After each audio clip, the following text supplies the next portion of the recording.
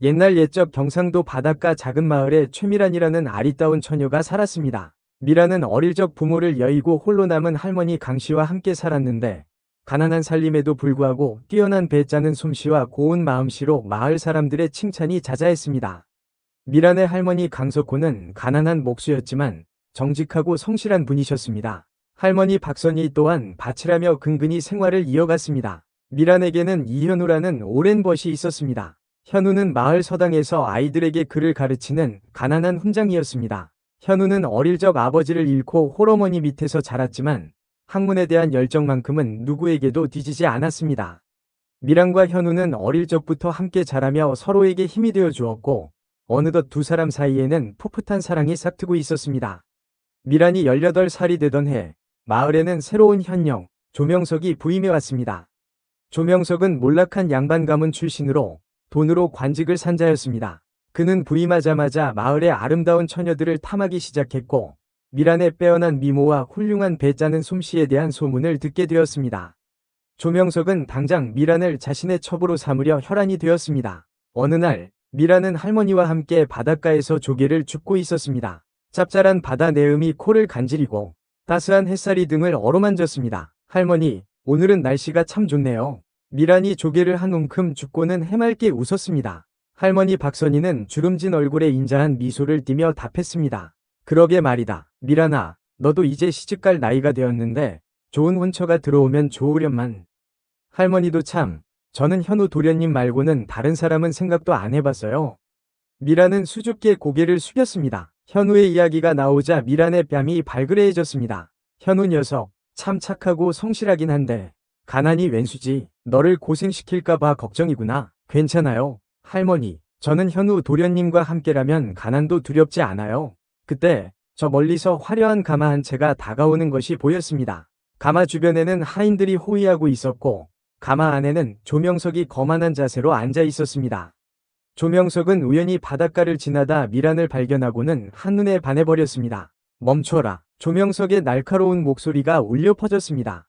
가마가 멈추고 하인들이 달려와 조명석을 부축했습니다. 조명석은 탐욕스러운 눈빛으로 미란을 훑어보며 말했습니다. 네가 이 마을에서 배를 가장 잘 짠다는 최미란이냐? 미란은 갑작스러운 상황에 당황했지만 침착하게 대답했습니다. 네, 그렇습니다만 무슨 용건이신지요?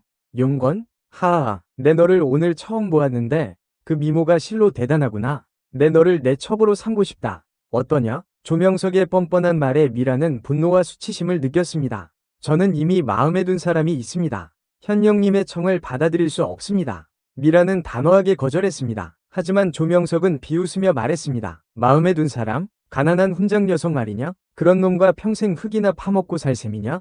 내 첩이 되면 비단옷의 산해진미를 마음껏 누릴 수 있을 텐데 저는 비단옷도 산해진미도 필요 없습니다. 저는 현우 도련님과 함께라면 족합니다. 미란의 말에 조명석은 더욱 화가 났습니다. 고얀 것, 감히 현령의 명을 거역하다니. 내 할머니가 진 빚을 갚지 못하면 너를 관노로 팔아넘길 것이다. 조명석은 악랄한 미소를 지으며 가마에 올랐습니다. 가마가 멀어지는 동안 미란은 절망과 분노에 휩싸였습니다. 할머니, 어쩌면 좋아요. 미란은 눈물을 글썽이며 할머니에게 매달렸습니다. 할머니는 미란을 꼭 껴안으며 위로했습니다. 걱정 마라, 미란아. 어떻게든 방법을 찾아보자꾸나. 그날 밤, 미란은 잠을 이루지 못하고 뒤척였습니다. 현우의 얼굴이 눈앞에 아른거렸습니다. 현우 도련님, 죄송해요. 저는 도련님을 지킬 수 없을지도 몰라요. 미란은 뜨거운 눈물을 흘리며 밤을 지새웠습니다. 다음 날부터 조명석은 본격적으로 미란을 압박하기 시작했습니다. 그는 빚 녹촉을 빌미로 미란의 할머니를 괴롭혔고 마을 사람들에게 미란을 헐뜯는 소문을 퍼뜨렸습니다. 미란은 하루하루가 지옥 같았습니다. 현우는 미란을 돕기 위해 백방으로 뛰어다녔지만 힘없는 훈장 신분으로는 역부족이었습니다. 그러던 어느 날 미란은 우연히 마을 어귀에 있는 주막에서 이상한 이야기를 듣게 되었습니다. 마을에 새로 온 화영이라는 기생이 현령 조명석과 은밀한 관계를 맺고 있다는 소문이었습니다. 미란은 왠지 모를 불안감에 휩싸였습니다. 혹시 화영이 조명석의 악행에 대해 알고 있는 것이 아닐까? 미란은 지푸라기라도 잡는 심정으로 화영을 찾아갔습니다. 화영은 미란의 예상보다 훨씬 젊고 아름다운 여인이었습니다. 화영은 처음에는 경계하는 듯했지만 미란의 딱한 사정을 듣고는 마음을 열었습니다. 딱한 처지시군요. 저도 어릴 적 빚 때문에 이곳에 팔려왔답니다. 현영 날이라는 자가 어떤 인간인지 잘 알지요. 화영은 조심스럽게 입을 열었습니다. 사실 현영 날이가 최근에 큰 빚을 졌다는 소문이 있어요. 아마 그 빚을 갚기 위해 미란 씨를 첩으로 삼으려는 것 같아요. 미란은 눈앞이 캄캄해졌습니다. 그럼 저는 어떻게 해야 하죠? 글쎄요. 현영 나리의 소나기에서 벗어나기란 쉽지 않을 거예요. 하지만 방법이 전혀 없는 것은 아니에요. 화영은 잠시 망설이다가 말을 이었습니다. 저희 기방 뒤편에 바닷가로 통하는 비밀 동굴이 하나 있어요. 아주 오래전에 해적들이 사용하던 곳이라는데 지금은 아무도 모르는 곳이죠. 혹시라도 위험한 상황이 닥치면 그곳으로 피하세요.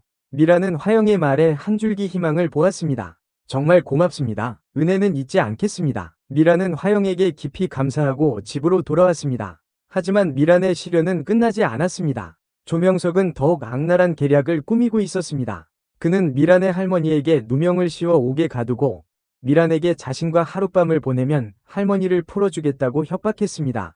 너떼디. 미란은 절망 속에서 선택의 기로에 놓였습니다. 할머니의 목숨을 구하기 위해 자신의 몸을 더럽혀야 하는가? 아니면 현우와의 사랑을 지키기 위해 죽음을 택해야 하는가? 미란은 밤새도록 고민했습니다. 밤하늘에는 별들이 총총히 빛나고 있었지만 미란의 마음은 칠흑 같은 어둠 속에 잠겨 있었습니다. 현우 도련님, 할머니, 저는 어떻게 해야 할까요? 미란은 흐르는 눈물을 닦으며 결심했습니다. 차라리 죽는 게 나을지도 몰라. 하지만 할머니를 살려야 해. 다음날 아침, 미란은 조명석을 찾아갔습니다. 현영님, 청을 받아드리겠습니다. 하지만 조건이 있습니다. 조명석은 위기양양하게 웃으며 말했습니다. 오, 그래? 무슨 조건이냐? 오늘 밤은 안 됩니다. 저는 지금 며칠째 씻지 못해 몸이 더럽습니다. 현영님 같은 귀한 분을 모시는 첫날 밤인데 깨끗한 몸으로 맞이하고 싶습니다. 그러니 제게 하루만 시간을 주십시오. 미란은 요염한 눈빛으로 조명석을 바라보았습니다. 조명석은 미란의 말에 속아 넘어갔습니다. 좋다. 내 뜻대로 하라. 하지만 섣불리 도망칠 생각은 마라. 내 할머니의 목숨이 내 손에 달렸다는 것을 잊지 마라. 조명석은 미란을 풀어주고 다음날 밤을 기대하며 흥분했습니다. 미란은 집으로 돌아와 현우에게 모든 사실을 털어놓았습니다. 현우 도련님, 저는 이제 어쩔 수 없어요. 할머니를 살리기 위해서는 현영님의 첩이 되는 수밖에. 현우는 미란의 말에 충격을 받았습니다. 미란아, 안 돼. 그런 끔찍한 일을 겪게 할 수는 없어. 차라리 함께 도망치자. 도망쳐봤자 현영님의 소나기에서 벗어날 수 없어요. 그리고 할머니는, 미란은 눈물을 흘리며 고개를 저었습니다. 미란아, 제발. 현우는 미란을 끌어안고 애원했습니다. 하지만 미란의 결심은 확고했습니다. 도련님, 죄송해요. 저를 잊으세요. 미란은 현우의 품에서 벗어나 집을 나섰습니다. 그날 밤, 미란은 화영에게 받은 작은 칼을 품에 숨기고 화영이 알려준 비밀 동굴로 향했습니다. 미란은 어두컴컴한 동굴 안으로 들어갔습니다. 짠 바다 냄새와 습한 기운이 온몸을 휘감았습니다. 동굴 안은 생각보다 넓고 깊었습니다. 미란은 두려움에 떨면서도 동굴 깊숙한 곳으로 걸어갔습니다. 얼마나 걸었을까? 저 멀리 희미한 빛이 보였습니다. 미란은 빛을 향해 걸어갔고 곧 동굴 밖으로 통하는 좁은 틈을 발견했습니다. 틈 밖으로는 푸른 바다가 펼쳐져 있었습니다. 미란은 틈새로 몸을 밀어넣고 밖으로 나갔습니다. 미란이 나온 곳은 바닷가 절벽 아래였습니다. 거센 파도가 바위에 부딪혀 하얀 포마를 일으키고 있었습니다. 미란은 절벽 위에 서서 하늘을 올려다보았습니다. 밤하늘에는 둥근 달이 떠 있었고 달빛은 미란의 슬픈 얼굴을 비추고 있었습니다. 미란은 품속에서 작은 칼을 꺼냈습니다. 차가운 칼날이 달빛에 번뜩였습니다. 미란은 칼을 든 손을 부들부들 떨었습니다. 할머니, 현우 도련님, 죄송해요. 미란은 눈을 감고 칼을 높이 치켜들었습니다. 바로 그때 어디선가 웅장한 목소리가 들려왔습니다. 멈춰라. 미란은 깜짝 놀라 눈을 떴습니다. 눈앞에는 푸른 옷을 입은 아름다운 여인이 서 있었습니다. 여인은 인자한 미소를 지으며 미란에게 말했습니다. 나는 이 바다를 다스리는 용왕의 딸이다. 내 슬픈 사연을 듣고 너를 구하러 왔다. 미란은 믿을 수 없다는 듯 여인을 바라보았습니다. 저를 구하신다고요? 그래. 내 마음이 너무나 갸륵하여 하늘이 감동하셨다. 내 소원이 무엇이냐? 무엇이든 들어주마. 미란은 잠시 망설이다가 입을 열었습니다. 저는 현영님의 손에서 벗어나 할머니와 현우 도련님과 함께 행복하게 살고 싶습니다. 좋다. 내 소원대로 이루어주마. 용왕의 딸은 손을 들어 푸른 구슬 하나를 미란에게 건넸습니다. 이 구슬을 가지고 현영에게 가거라. 그리고 현영에게 이 구슬을 보여주며 내 소원을 말하라. 그러면 모든 것이 이루어질 것이다. 미라는 구슬을 받아들고 용왕의 딸에게 깊이 감사했습니다. 정말 감사합니다. 은혜는 잊지 않겠습니다. 미라는 다시 동굴을 통해 밖으로 나왔습니다. 날이 밝아오고 있었습니다. 미라는 결연한 표정으로 조명석의 집으로 향했습니다. 조명석은 밤새 미란을 기다리다 지쳐 잠이 들어 있었습니다. 미라는 조명석의 침실로 들어가 그를 깨웠습니다. 현영님, 일어나십시오. 조명석은 눈을 비비며 일어났습니다. 오, 미란이로구나. 어서 오너라. 조명석은 음흉한 미소를 지으며 미란에게 다가갔습니다. 미란은 품속에서 푸른 구슬을 꺼내 조명석에게 보여주었습니다. 현영님, 이 구슬을 보십시오. 조명석은 구슬을 보고 깜짝 놀랐습니다. 구슬 안에는 푸른 바다가 일렁이고 있었고 신비로운 빛이 뿜어져 나오고 있었습니다. 이것은 용왕님께서 제게 주신 보물입니다. 이 구슬의 소원을 빌면 무엇이든 이루어진다고 합니다. 미라는 떨리는 목소리로 말했습니다. 소원이라고? 무슨 소원이냐? 조명석은 탐욕스러운 눈빛으로 구슬을 쳐다보았습니다. 저는 현영님의 손에서 벗어나 할머니와 현우 도련님과 함께 행복하게 살고 싶습니다. 그리고 현영님은, 미라는 잠시 말을 멈추고 조명석을 똑바로 쳐다보았습니다. 현영님은 자신의 죄를 뉘우치고 평생 동안 속죄하며 살아가십시오. 미란의 말이 끝나자 구슬에서 강렬한 빛이 뿜어져 나와 조명석을 감쌌습니다. 조명석은 비명을 지르며 괴로워했습니다. 잠시 후 빛이 사라지고 조명석은 그 자리에 쓰러졌습니다. 미라는 떨리는 손으로 조명석을 흔들어 보았지만 그는 이미 숨을 거둔 후였습니다. 미라는 안도의 한숨을 내쉬었습니다. 미라는 곧바로 옥으로 달려가 할머니를 만났습니다. 할머니는 미란을 보자마자 눈물을 흘리며 끌어안았습니다. 미란아, 무사했구나. 정말 다행이다. 할머니, 이제 다 괜찮아요. 현영님은 돌아가셨고 우리는 자유해요. 미란은 할머니를 위로하고 집으로 돌아왔습니다. 현우는 미란이 무사히 돌아온 것을 보고 기쁨에 눈물을 흘렸습니다. 미란아, 정말 다행이야. 다시는 너를 놓치지 않을 거야. 현우는 미란을 꼭 껴안고 속삭였습니다. 미란도 현우의 품에 안겨 행복한 눈물을 흘렸습니다. 그 후 미란과 현우는 혼이 나여 행복하게 살았습니다. 할머니도 건강을 되찾고 두 사람의 곁에서 오래오래 행복하게 살았습니다. 마을 사람들은 미란의 용기와 지혜를 칭송했고 미란과 현우의 사랑 이야기는 오랫동안 사람들의 입에 오르내렸습니다. 그리고 미란이 숨었던 바닷가 절벽 아래 동굴은 미란굴이라 불리게 되었고 사람들은 그곳에서 미란의 정절과 용기를 기리며 소원을 빌었습니다. 하지만 이야기는 여기서 끝나지 않았습니다. 조명석이 죽은 후 그의 악행은 조정에까지 알려지게 되었습니다. 조정에서는 진상조사를 위해 암행어사를 파견했고 암행어사는 미란과 현우를 불러 조명석의 죽음에 대해 물었습니다. 미란은 두려움에 떨었지만 진실을 숨길 수는 없었습니다. 미란은 암행어사에게 모든 일을 털어놓았습니다. 용왕의 딸을 만난 이야기, 푸른 구슬에 대한 이야기까지 모두 말했습니다. 암행어사는 미란의 이야기를 듣고 놀라움을 금치 못했습니다. 그는 미란의 정절과 용기에 감탄했고 조명석의 악행을 엄벌해야 한다고 생각했습니다. 암행어사는 조정에 돌아가 미란의 이야기를 보고했고 임금은 크게 감동하여 미란에게 정려를 내리고 현우에게는 벼슬을 내렸습니다. 미란과 현우는 벼슬을 사양하고 고향으로 돌아가 가난한 사람들을 도우며 살았습니다. 시간이 흘러 미란과 현우는 늙고 병들어 죽음을 맞이하게 되었습니다. 두 사람은 죽기 직전 서로의 손을 꼭 잡고 마지막 인사를 나누었습니다. 현우 도련님, 저는 도련님과 함께한 시간이 참으로 행복했습니다. 미란아, 나도 마찬가지다. 다음 생에도 꼭 다시 만나자. 두 사람은 미소를 지으며 눈을 감았습니다. 미란과 현우가 죽은 후 마을 사람들은 두 사람을 기리기 위해 바닷가 절벽에 사당을 세우고 제사를 지냈습니다. 세월이 흘러 사당은 허물어졌지만 미란과 현우의 사랑 이야기는 여전히 사람들의 입에서 입으로 전해졌습니다. 그리고 미란골에는 여전히 신비로운 기운이 감돌았고 사람들은 그곳에서 사랑과 행복을 빌었습니다. 어느 날 밤, 젊은 어부 한 명이 미란골 근처에서 낚시를 하고 있었습니다. 어부는 낚싯줄을 들이우고 달빛 아래 빛나는 바다를 바라보았습니다. 그때 바닷속에서 푸른 빛이 솟아오르더니 아름다운 여인이 나타났습니다.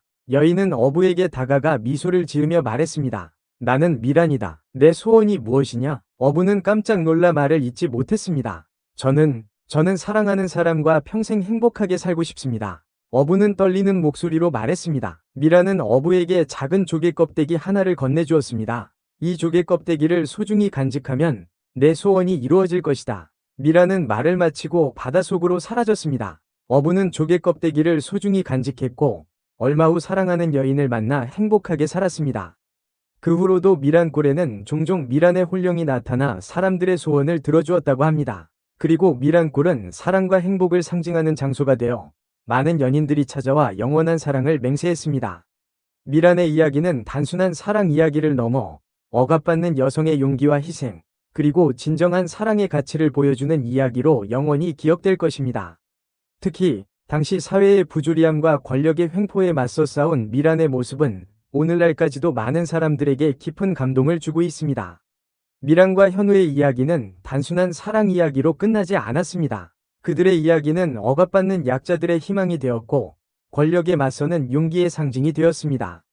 미란이 살던 시대는 엄격한 신분제도와 남존여비 사상이 지배하던 시대였습니다. 여성들은 남성에게 복종해야 했고 자신의 운명을 스스로 결정할 수 없었습니다. 특히 가난하고 힘없는 여성들은 권력자들의 횡포에 속수무책으로 당해야 했습니다. 하지만 미란은 달랐습니다. 그녀는 자신의 운명에 굴복하지 않고 용감하게 맞서 싸웠습니다. 비록 자신의 몸을 더럽히는 한이 있더라도 할머니와 현우를 지키기 위해 모든 것을 희생했습니다. 미란의 용기는 단순히 개인적인 차원의 용기가 아니었습니다. 그것은 억압받는 모든 여성들을 위한 용기였고 불의에 맞서는 정의로운 행동이었습니다. 미란의 이야기는 입에서 입으로 전해지면서 사람들에게 희망과 용기를 주었습니다. 특히 미란이 마지막 순간에 보여준 지혜는 놀라웠습니다. 그녀는 단순히 자신의 목숨을 버리는 대신 용왕의 딸에게 받은 구슬을 이용하여 조명석을 처단하고 자신의 소원을 이루었습니다. 이것은 미란이 단순한 희생자가 아니라 자신의 운명을 스스로 개척한 주체적인 인물임을 보여줍니다. 미란의 이야기는 또한 진정한 사랑의 가치를 보여줍니다. 미란과 현우의 사랑은 단순한 남녀 간의 사랑을 넘어 서로를 위해 희생하고 헌신하는 숭고한 사랑이었습니다. 그들의 사랑은 어떤 어려움 속에서도 변치 않았고 죽음조차도 갈라놓을 수 없었습니다. 미란과 현우의 이야기는 오늘날 우리에게도 많은 것을 시사합니다. 우리는 여전히 불평등과 차별, 억압과 폭력이 존재하는 세상에 살고 있습니다. 하지만 미란처럼 용기를 잃지 않고 정의를 위해 싸우고 진정한 사랑을 추구한다면 우리는 더 나은 세상을 만들 수 있을 것입니다. 미란골은 여전히 그 자리에 남아 미란의 용기와 사랑을 증거하고 있습니다. 그리고 미란골을 찾는 사람들은 미란의 이야기를 통해 희망과 용기를 얻고 자신의 삶을 되돌아보는 시간을 가질 것입니다. 미란의 이야기는 영원히 끝나지 않을 것입니다. 그것은 우리 모두의 마음속에 살아 숨쉬며 우리에게 끊임없이 용기와 희망을 줄 것입니다. 미란의 이야기가 더욱 특별한 이유는 그 이야기가 단순한 전설이나 신화가 아니라 실제 역사적 배경과 민중들의 삶과 깊이 연결되어 있기 때문입니다.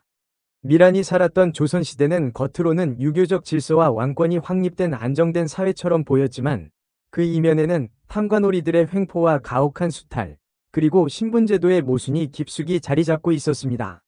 특히 여성들은 남성 중심 사회의 억압 속에서 이중, 삼중의 고통을 겪어야 했습니다. 양반 가문이 여성들은 그나마 나은 대우를 받았지만 평민이나 천민 여성들은 재산처럼 취급되었고 언제든지 권력자들의 놀이개가 될 수 있는 위험에 처해 있었습니다. 미란의 이야기는 바로 이러한 시대적 배경 속에서 탄생했습니다. 미란은 가난하고 힘없는 여성이었지만 자신의 존엄성과 사랑을 지키기 위해 목숨을 걸고 싸웠습니다. 그녀의 용기는 당시 억압받던 수많은 여성들에게 큰 위로와 희망을 주었을 것입니다. 미란이 조명석에게 맞서는 과정은 단순한 개인적인 복수나 저항을 넘어 사회 전체의 불의에 대한 항거로 해석될 수 있습니다. 조명석은 단순한 탐관오리가 아니라 당시 조선사회의 부패한 권력층을 상징하는 인물입니다. 미란이 조명석을 처단한 것은 곧 백성들을 괴롭히는 악의 무리를 응징한 것이라고 볼 수 있습니다. 또한 미란이 용왕의 딸에게 받은 푸른 구슬은 민중들의 염원을 상징하는 것으로 해석될 수 있습니다. 용왕은 전통적으로 바다를 다스리는 신으로 풍요와 안전을 기원하는 민간 신앙의 대상이었습니다.